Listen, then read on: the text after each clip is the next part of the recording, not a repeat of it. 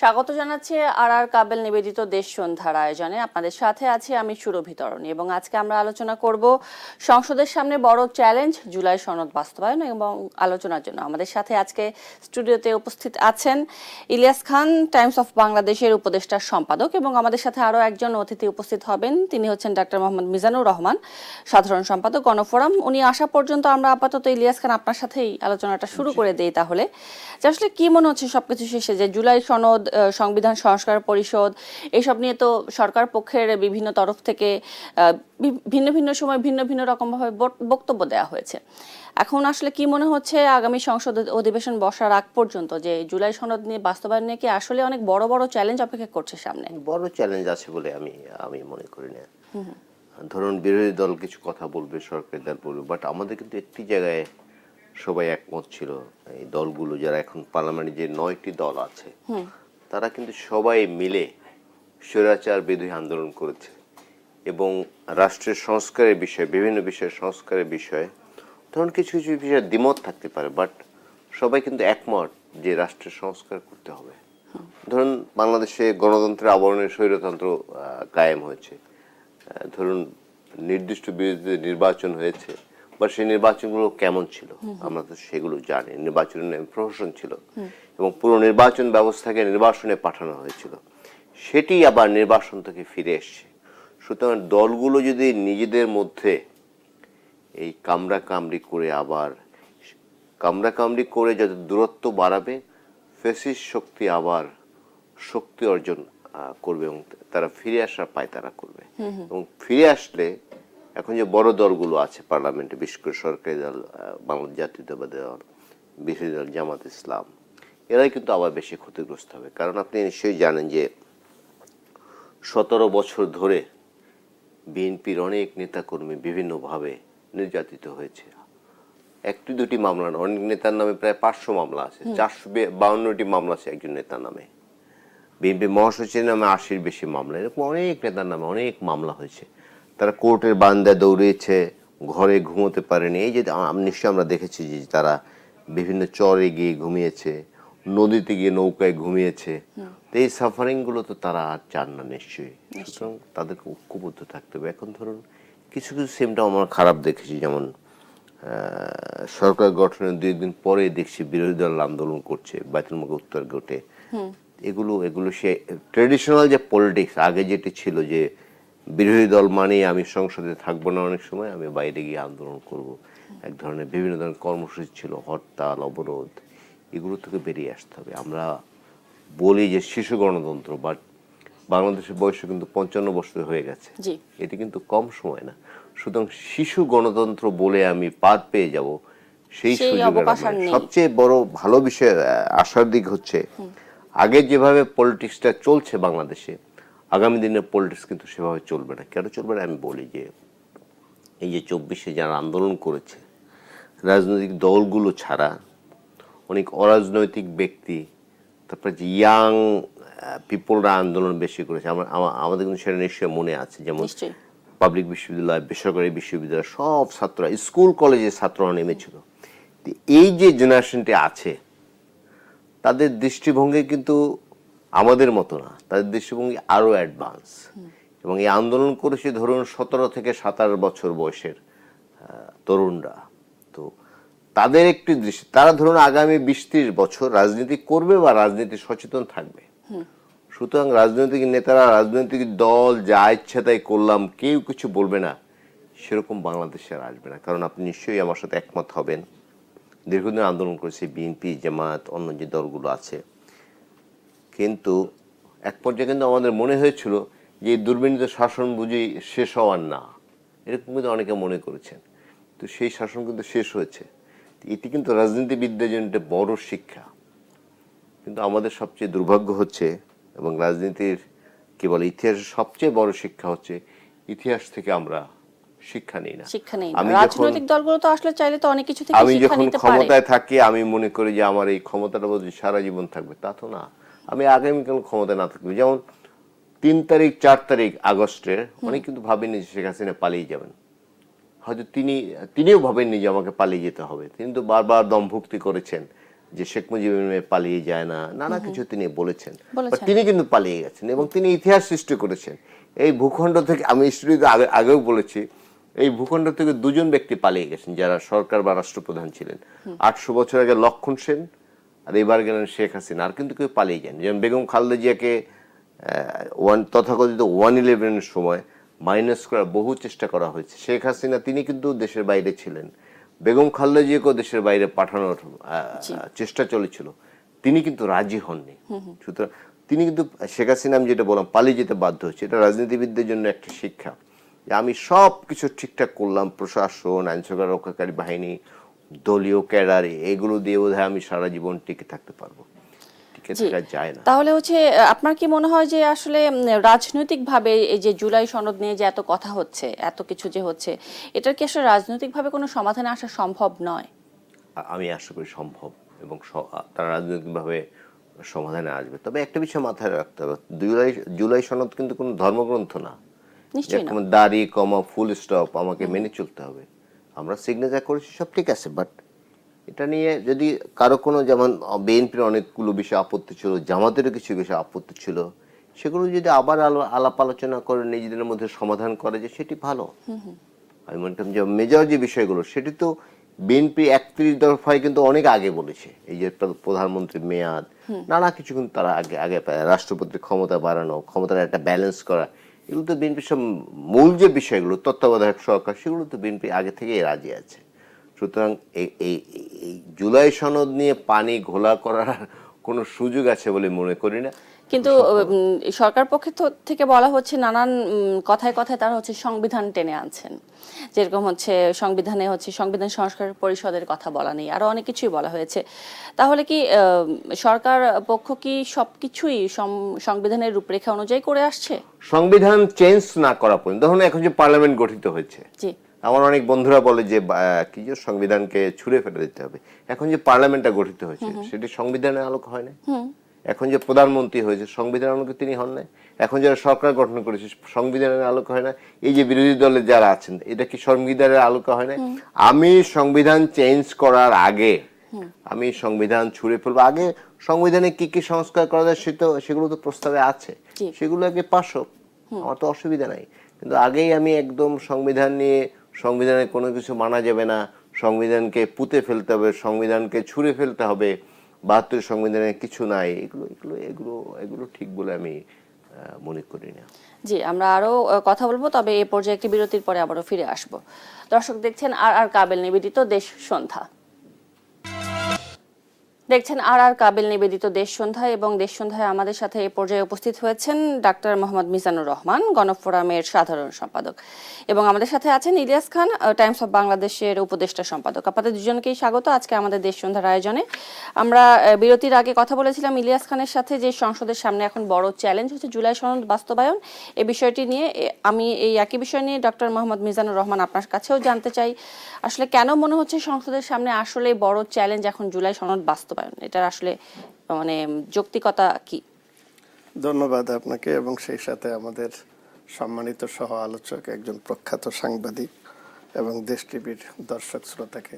দেখুন, এই জুলাই সনদ যখন আলোচনা হয়, আমার দল গণফোরামের পক্ষ থেকে আমার সুযোগ হয়েছিল সেখানে অংশগ্রহণ করা। তো আমি যদি একটু পিছনে বলি, যে এই যে সংস্কারের যে একটা ধারণা, সেটা জাতীয় ভাবে গড়ে উঠেছিল। অন্তর্বর্তীকালীন সরকার যখন বলেছিল যে আমরা সংস্কার করব এবং রাষ্ট্রটাকে সত্যিকার অর্থে জনগণের আকাঙ্ক্ষিত ব্যবস্থায় আমরা ফিরে নিতে চাই, তো সেই জায়গায় আমরাও কিন্তু সাপোর্ট দিয়েছিলাম, একটা জন আকাঙ্ক্ষা গড়ে উঠেছিল। এবং যখন এই ঐক্যমত্য কমিশন গঠিত হয়, তখন তৎকালীন অন্তর্বর্তীকালীন সরকার প্রধান ডক্টর মোহাম্মদ ইউনূস, তিনি কিন্তু জাতীয় ঐক্যমত্য কমিশনেরও প্রধান ছিলেন। তিনি ওই সভাতে উদ্বোধনী অনুষ্ঠানে বলেছিলেন যে আপনারা প্রত্যেকটি রাজনৈতিক দল ভিন্ন ভিন্ন তাদের গঠনতন্ত্র, নীতি, আদর্শ ইত্যাদি রয়ে গেছে, এখন জাতীয় আকাঙ্ক্ষা অনুযায়ী আমরা একটা সংস্কারের প্রস্তাব দিচ্ছি, এগুলো নিয়ে আপনারা আলোচনা করে যে দলগুলো বা যে কয় বিষয়গুলো নিয়ে আপনারা সকল দল ঐক্যমত্য হবেন, সেগুলোই বাস্তবায়ন করার জন্য আমরা আগামী সরকারের কাছে রাখবো।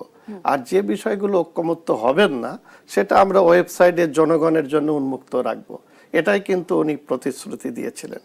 এরপরে আমরা যথারীতি বসলাম বিভিন্ন দলীয়ভাবে, এবং আমরা আমাদের দলীয়ভাবেও আমরা সেই বিষয়গুলো নিয়ে পর্যালোচনা করে একটা প্রস্তাব আমরা দিয়েছিলাম, কোনটার ব্যাপারে আমাদের দ্বিমত আছে, কোনটার ব্যাপারে আমরা একমত আছি।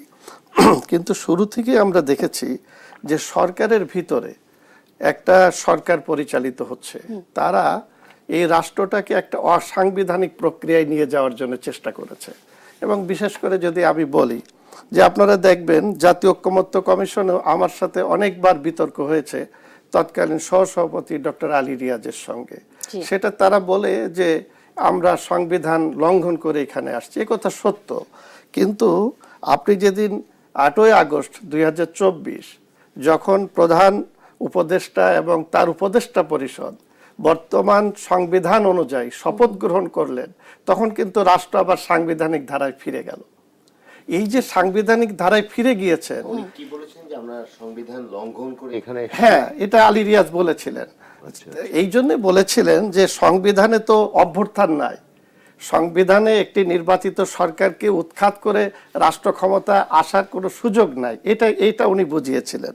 কিন্তু আমি বলেছিলাম বা আমরা অনেকেই বলেছিলাম যে যখন আপনি রাষ্ট্রপতির কাছে যে সংবিধানের 106 অনুচ্ছেদ অনুযায়ী সুপ্রিম কোর্টের মতামত নিয়ে এই সংবিধানের আলোকে আপনি শপথ নিলেন, সেখানে আপনি বলেছিলেন যে বাংলাদেশের সংবিধান মানিয়া চলিতে বাধ্য থাকিব, এবং এই সংবিধানের বাইরে তো আপনার যাওয়ার সুযোগ নেই। এবং শুধু তাই না, আপনি দেখেন মহামান্য রাষ্ট্রপতি যতগুলো অধ্যাদেশ দিয়েছেন সব কিন্তু এই বিদ্যমান সংবিধানের এত ধারা উল্লেখ করে, অর্থাৎ সংবিধানের অনুযায়ী আপনার রাষ্ট্র চলেছে, হাইকোর্ট সুপ্রিম কোর্ট চলেছে, সমস্ত বিচার ব্যবস্থা চলেছে। কিন্তু সেখানে আমরা দেখেছি একটা দল এবং একটা গোষ্ঠী তারা প্রকান্ত অন্তরে এইটাকে একটি বিপ্লবী সরকার কিংবা এই সংবিধান বহির্ভূত নানাভাবে তারা প্রভাবিত করার চেষ্টা করেছে কর্মকাণ্ডের মাধ্যমে। এতে করে আমাদের কাছে যে জিনিসটা মনে হয়েছে যে এই রাষ্ট্রটা যেটা মহান মুক্তিযুদ্ধের মধ্য দিয়ে আমরা অর্জন করেছিলাম, এবং সেই মুক্তিযুদ্ধের যে ঘোষণা, বিশেষ করে যদি মুজিবনগর সরকারের ঘোষণা দেখেন যেটা ঐতিহাসিকভাবে প্রোক্লেমেশন অফ ইন্ডিপেন্ডেন্স, সেখানে কিন্তু বলা আছে বিস্তারিত যে আমরা কেন মুক্তিযুদ্ধ ঘোষণা করলাম, এবং আমরা যে 70-এ নির্বাচিত হয়েছিলাম আমরা একটি শাসনতন্ত্র প্রণয়ন করার জন্য, কিন্তু তা পারি নাই। আমরা মুক্তিযুদ্ধের মাধ্যমে একটি রাষ্ট্র নির্মাণের পরে আমরা কিন্তু সংবিধান প্রণয়ন করব, এটা ঘোষণায় ছিল। এরপরে যে সংবিধান প্রণীত হয়েছে সেই সংবিধান একটা গোষ্ঠী মানতে চায় না। এবং আপনি যদি একটা জিনিস খেয়াল করেন, এই 55 বছরে যতটা সরকার আসছে, এই সরকারের ব্যর্থতাগুলো এবং তাদের যে দায়ভার, সংবিধান যে মানতে চায় না আপনি বললেন, এই পক্ষটি কারা আসলে? এই যেমন আমরা শুনেছি সংবিধান ছুঁড়ে ফেলতে হবে, সংবিধানে কবর দিতে হবে, এটা তো আপনি একজন বিশিষ্ট সাংবাদিক, তারা তো আপনি তো একদম ধরুন এই আলোচনায় ছিলেন, এই জন্য এবং সংসদে তো বিরোধী দল যে আছে তারাও কি সেখানে গুরুত্বপূর্ণ ভূমিকা পালন করতে পেরেছে? এখানে রেখেছে। যেমন ধরেন আমি যদি বলি এ কথা, এটা তো বিটিভিতে প্রকাশ্য এসেছে যে আমাদের তখন জামাত ইসলামের যিনি আইনজীবী হিসাবে উপস্থিত হয়েছিলেন শিশির মনির, তিনি ওখানে বলেছিলেন, ঘুরিয়ে ফিরিয়ে তারা এটা বোঝাতে চেয়েছেন যে সংবিধানের বাইরেই কিন্তু এই সরকারটা আসছে, 106 তারা খুব একটা মানতেও রাজি না, ওখানে উনি বলেছিলেন।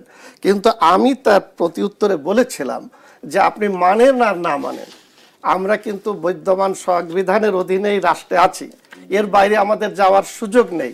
আপনি যদি দেখেন যে আমরা যে নির্বাচনটা করলাম, এটাকে আমরা কি বলছি, আগের যে নির্বাচন হয়েছে তার ধারাবাহিকতায় কিন্তু এই নির্বাচন। জি, আমি আবারও আসবো ডক্টর মোহাম্মদ মিজানুর রহমান, আপনার কাছে আবারও আসবো। আমি ইলিয়াস খান আপনার কাছে একটু শুনতে চাই, এই যে বললেন যে সরকারের ভিতরে সরকার পরিচালিত হচ্ছে এবং সংবিধান যে মানতে চায় না, আপনি কি বলবেন আসলে? না, একটি পক্ষ তো ছিল, ভাই আরো কাছ থেকে দেখেছে, আমরা গণমাধ্যমে কল্যাণে যতটুকু দেখেছি, একটি পক্ষ তো সংবিধান নিয়ে নানা চেষ্টা করেছে যে সংবিধান ছুঁড়ে ফেলতে হবে, সংবিধান কবর দিতে হবে। আমি যতটুকু বুঝি আমাদের দেশে একটি পক্ষ আছে, তারা নির্বাচন ছাড়া ক্ষমতায় থাকতে চায়। যেমন একজন যে আসিফ মাহমুদ, তিনিও বলেছেন, হয়তো আপনি পরে এটি আলাপ করবেন, যে ডিপ স্টেট তাদের বলেছিল 29 সাল পর্যন্ত তাদের ক্ষমতায় রাখা। এরকমই একটি পক্ষ যারা ধরুন কোনো নির্বাচন ব্যবস্থায় বিশ্বাস করে না, 5 বছর পর পর তত্ত্বাবধায়ক সরকার হবে, তারা কেউ কেউ কোনো পদ পাবেন, এরকম একটা স্বপ্ন নিয়ে থাকেন। একটু আগে যে মিজান ভাই যেটি বললেন যে, কিন্তু সার্জিস আলমও তো বলেছিলেন যে বিএনপি জুলাই সনদ ভঙ্গের মাধ্যমে জাতীয় সংসদ শুরু করেছে আর কি। এটা জুলাই সনদ ভঙ্গ করেন, এটাই যদি হয় তাহলে বিরোধী দল হিসেবে জামায়াত কি সেই সার্জিস আলমদের একটু শিক্ষা নেওয়ার সুযোগ আছে, আমি এই সুযোগে বলে নেই। নিশ্চয়ই। আজকে নিশ্চয়ই আপনি গণমাধ্যমে দেখেছেন নেপালের যিনি প্রধানমন্ত্রী হয়েছেন mister Balendra Shah, he is 35 only, এবং তিনি কিন্তু এই আমাদের ঢাকার মতো একটি আন্দোলন হয়েছিল এবং দীর্ঘদিন পরে নেপালে কিন্তু তার যে দলটি, তিনি যে দলটি করেন, এই তরুণরা যে দলটিকে করে, সেই দল সংখ্যাগরিষ্ঠতা পেয়েছে দীর্ঘদিন পর, অনেক বছর পরে। কারণ নেপালে কিন্তু কোনো দল সংখ্যাগরিষ্ঠতা পায় না এই কারণে দীর্ঘদিন থেকে, এবং এই কারণে প্রায় সরকার ভেঙে যায়। কিন্তু আমাদের বন্ধুরা যারা দাবি করে, এবং তাদের কিন্তু মূল টার্গেট, যেমন মুক্তিযুদ্ধের দাবি করে আওয়ামী লীগ যে আমরাই সব করেছি, বাংলাদেশে আর কেউ কিছু করেনি, কিন্তু এটি ছিল একটা জনযুদ্ধ। ভাই আরো ভালো বলতে পারবেন, এটি কিন্তু একটা জনযুদ্ধ ছিল। প্রত্যেকটি মানুষ কোনো না কোনো ভাবে জড়িত ছিলেন। ধরুন একজন গরিব মানুষ, তিনি মুক্তিযুদ্ধের পানি খাইয়েছেন, তো সবারই প্রত্যক্ষ পরোক্ষ অবদান ছিল। এবং এই আমাদের এই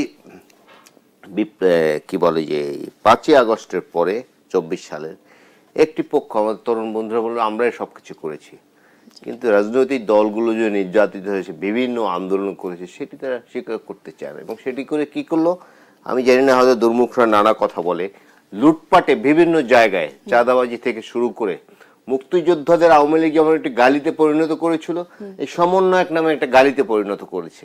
হ্যাঁ, এটা তো আমরা প্রত্যাশা করি না। অনেক মানুষের আস্থার জায়গা থেকে তারা উঠে শেষ পর্যন্ত, সেটা তো আমি যে বালেন্দ্র শাহর উদাহরণ দিলাম, সেটা তো প্রমাণ হয়েছে, তারা ক্ষমতায় চলে গেছে আর তারা জামাতের হাত ধরে কোনোভাবে টিকে আছে, বিজয়ী হয়েছে। সেই বিজয় নিয়ে অনেক প্রশ্ন আছে, সেটি আমরা আরো আলোচনা করব। এবং ডিপ স্টেট আসলে কারা ক্ষমতায় রাখার প্রস্তাবে কি কি শর্ত ছিল, এসব নিয়ে আমরা একটু আলোচনা করতে চাই আপনাদের দুজনের সাথেই।